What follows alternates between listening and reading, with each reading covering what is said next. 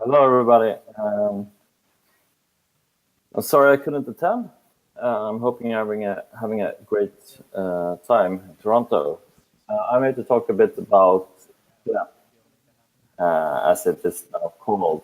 It is a new wallet that has been implemented by Ethereum Foundation, basically the GEF team. And it's a reasonably secure wallet. You can go to the next slide about the security model.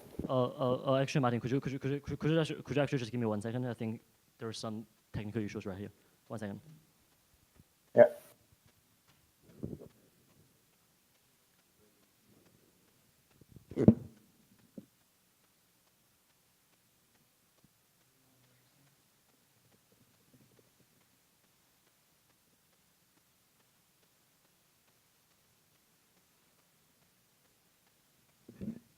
All right, we are good.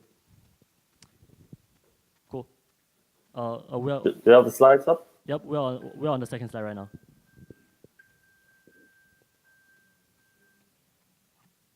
Hey, Martin, we are on the second slide right now and good to go. Oh, right. Sorry.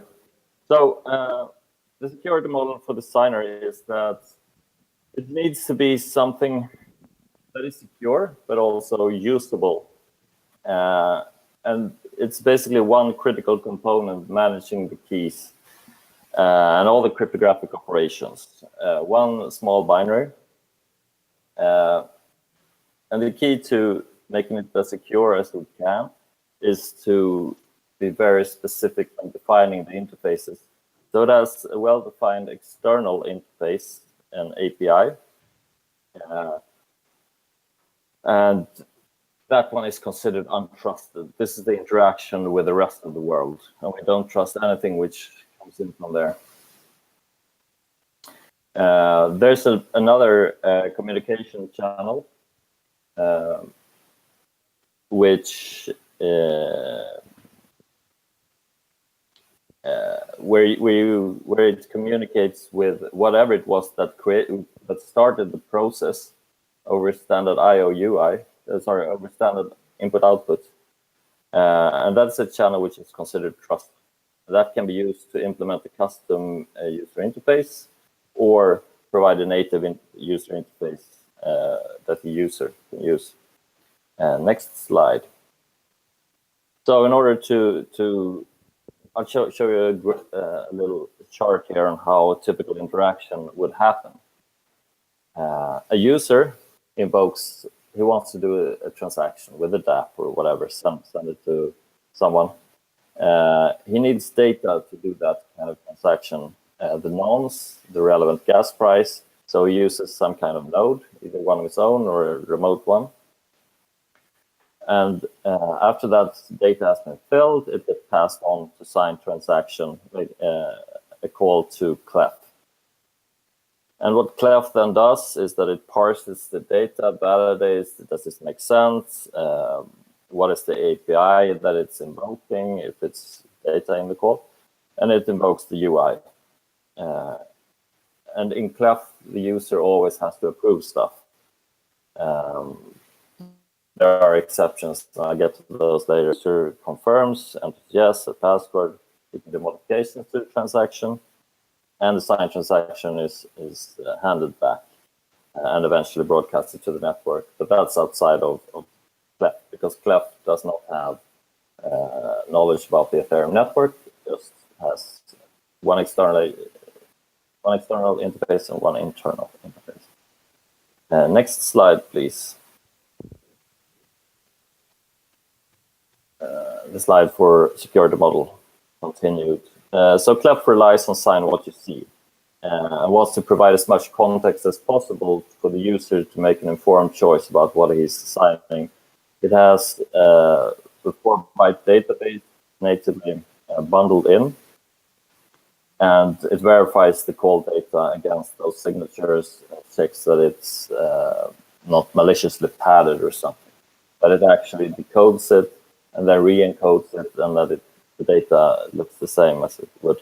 It can also show other information about the request Where does it come from? What's the IP? What channel? What's the IPC of the HTTP?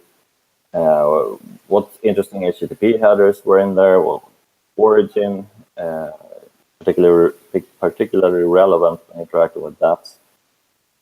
And Clef is basically meant to accommodate arbitrary high requirements for security by isolating the critical parts and making them movable so that you can move them somewhere else into a more secure enclave while still being usable. Because it's easy to be secure if you don't care about usability. And the hard part is balancing those two. Next slide, please. That's a screenshot on how one UI can look like. This is one written on Qt, running on Ubuntu.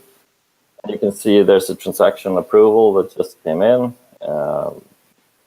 You can modify the fields, and you can see the little blocky icons. And I'm not sure you can see that, but there's data info in the bottom where it has parsed the actual call data into human readable form. Next slide, please. It's a screenshot from a more simple UI implementation based on GTK, because that's what's bundled within Fedora, which is the default operating system on a cube. So that you get a dialogue. A dApp wants to do a listing of your accounts. Do you want to approve or not? Oh, sorry. Yeah. No, that would actually create an account. You want to create an account. Next slide, please. So the basic premise of Clef is a small binary without dependencies that is deployed on a secure machine, because that's basically the cornerstone here. When you do the machine that manages your wallets needs to be trusted, and it needs to be secure, and we can't get around that. And the problem today is that people use their everyday machines that they browse the internet on, and they have their account management on those same machines. And that's not a good idea, because there are 0 days on the browsers in Chrome or Firefox every now and then. And people get compromised. The computers get compromised, and that's a fact, and that's going to be a fact, keeping a fact. So what we can do is try to isolate the critical parts as much as possible. So this should be able to serve untrusted requests in a potentially hostile environment. And with environment, I don't mean the actual computer, but the network environment. Next slide, please. So setup scenarios. Next slide again. It can be set up using virtualization in, for example, CubesOS, where you have one. CubesOS works is natively virtualized, you can say. So basically, every time you have a series of cubes, which are all virtual machines, and you have one perhaps virtual machine called personal, another virtual machine called Vault, another virtual machine called work, and you can start your Firefox in personal or in untrusted or in whatever. And your SSH keys, your passwords, you would put them typically in the Vault virtual machine, which has no networking. And that's also a good place to store your cryptographic keys. And that's implemented. This works nicely. Next slide, please. You can deploy it on something like this, which is a USB armory device. It's a very small computer. And you plug it in a USB, and it magically spins up a USB Ethernet card. So you get a new network interface, and then you can SSH into the machine and thus have a secure connection to this little thing. And over that one, you can spin up the native UI, command line interface with Clef, or spin up something else. and you expose the HTTP interface. So if you're a regular computer, you can browse with Mist or whatever that browser you want, MetaMask, and it can connect to this one for its request, and you can approve them. You could do the same thing with one of these, Intel Addison. There are lots of small computers nowadays which are able to do this kind of things. Next slide, please. It can also be usable in a multi-user setup where you have, for example, a team of people who need to interact with the Ethereum blockchain. And you have one person doing the approval, and that person, his or her computer, is the only one which actually does the signing, and they get every transaction queued up, and they just tick them off, approve or reject. Next slide, please. Architecture. So Clef is divided into two parts. One of them is, well, Clef itself, and the other part is UI, and those are completely separated. And the communication between the UI and Clef itself happens over standard input-output, as I mentioned. So the UI needs to start Clef binary, and then they can speak JSON over that one. And standard IO UI, standard IO is a secure channel because the only one who can actually view the contents of that is someone who controls the computer. Next slide, please. And when in this mode that you have an external process that has started Clef with this standard IO UI mode, Clef will invoke the UI listener when an action is required. It can be, please approve this transaction, please approve this listing, and this is the internal API. Next slide, please.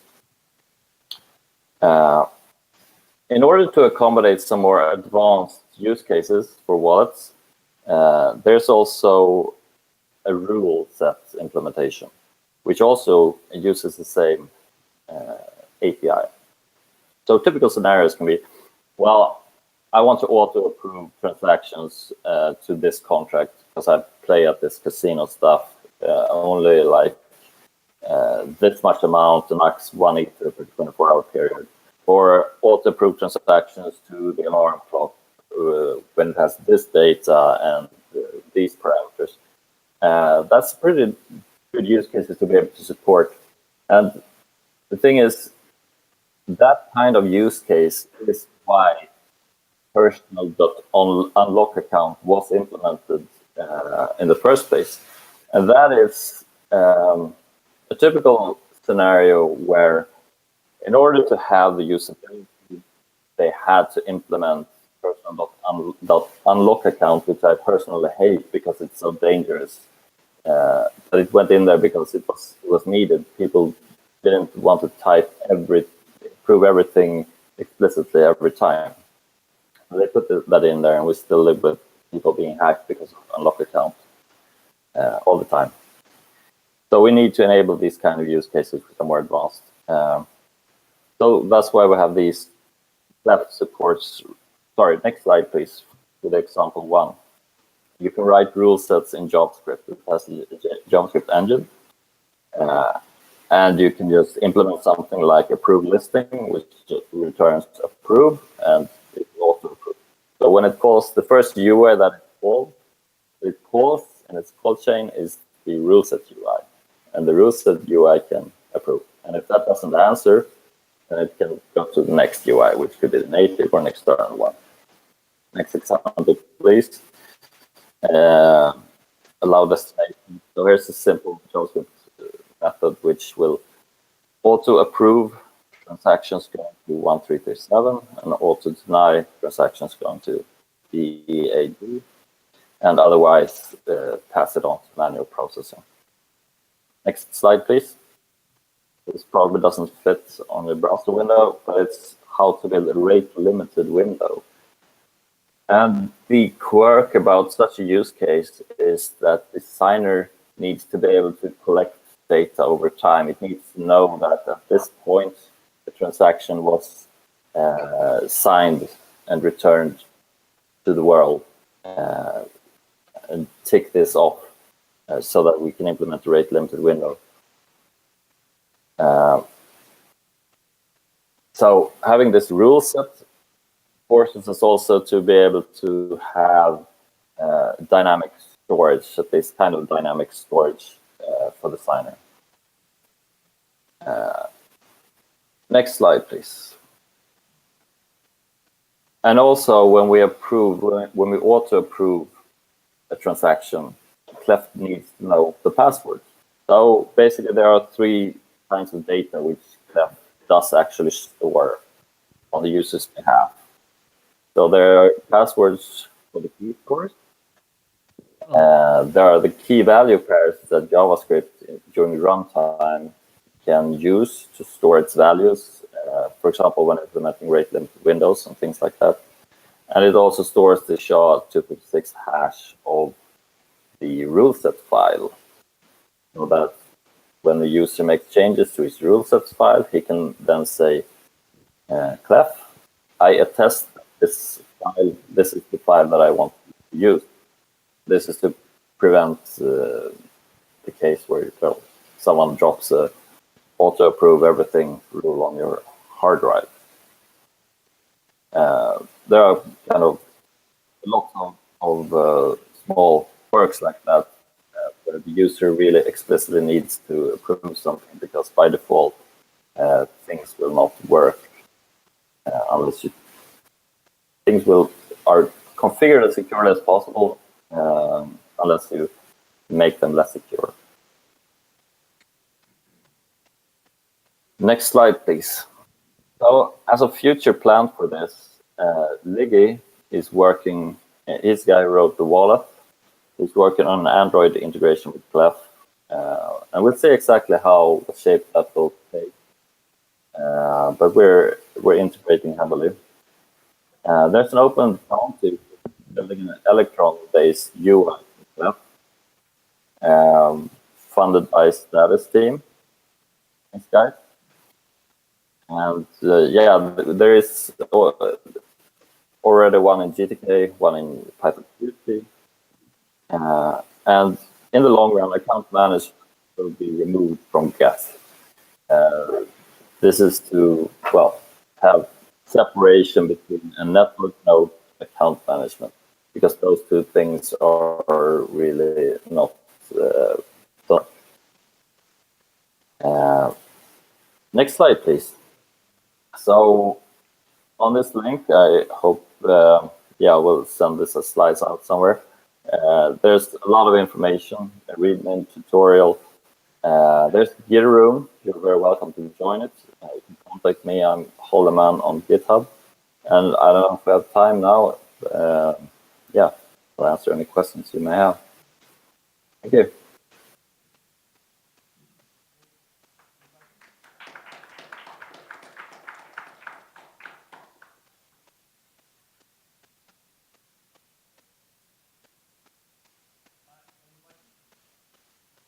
Hello.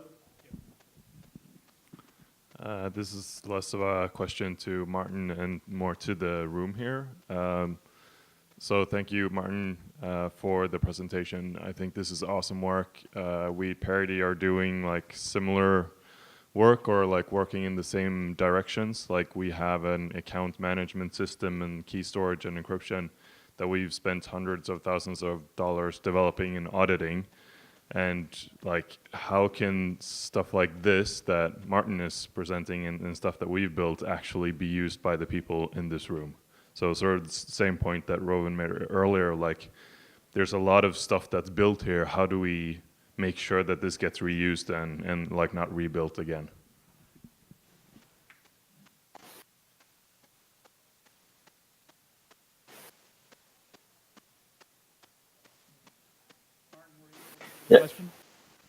So the question about how to get this to be used and not constantly rebuilt again and again, was that the question?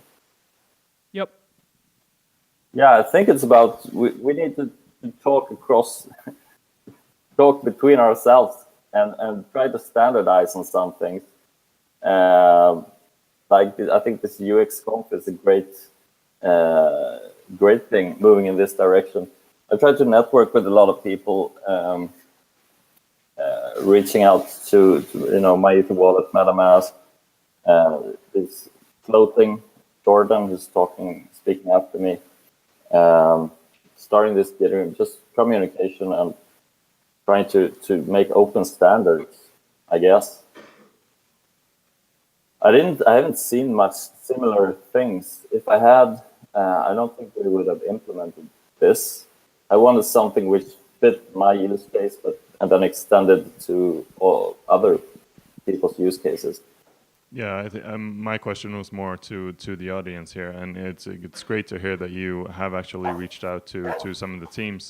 And unfortunately, we have Dan outside the room. Otherwise, we could have asked them. But my next question was like, what is required from our side